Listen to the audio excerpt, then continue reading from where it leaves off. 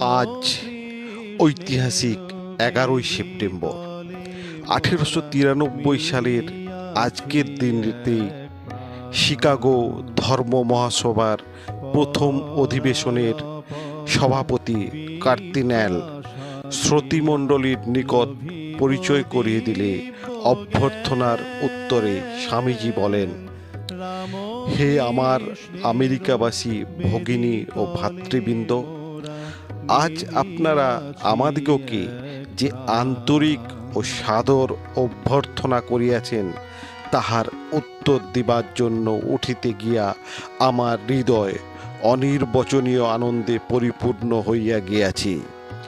পৃথিবীর মধ্যে সর্বাপেক্ষা প্রাচীন সন্ন্যাসী সমাজের পক্ষ হইতে আমি আপনাদিগকে ধন্যবাদ জানাইতেছি।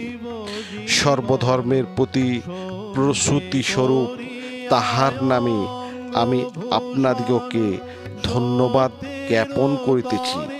সকল জাতি ও সম্প্রদায়ের অন্তর্গত কোটি কোটি হিন্দু নরনারীর হইয়া আমি আপনাদিগকে ধন্যবাদ দিতেছি।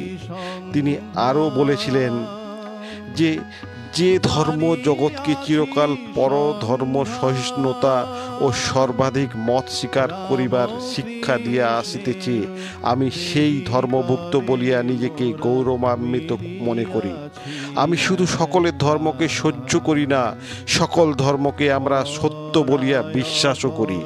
যে ধর্মের পবিত্র সংস্কৃত ভাষায় ইংরেজি এক্সক্লুশন অর্থাৎ বহিষ্করণ বা পরিবর্জন শব্দটি অনুবাদ করা যায় না, আমি সেই ধর্মভুক্ত বলিয়া নিজেকে গর্ব অনুভব করি।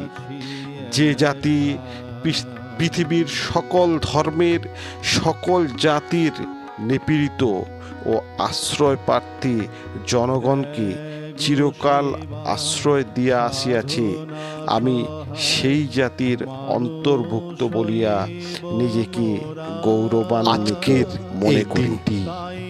ঠাকুর, মা এবং স্বামীজির অগণিত ভক্তকুলের কাছে এক বিশেষ এবং স্মরণীয় দিন, কারণ এই দিনই শ্রীরামকৃষ্ণদেবের ভাবধারা ভারতীয় থেকে বিশ্বজনীন রূপে পরিণত হয়েছিল।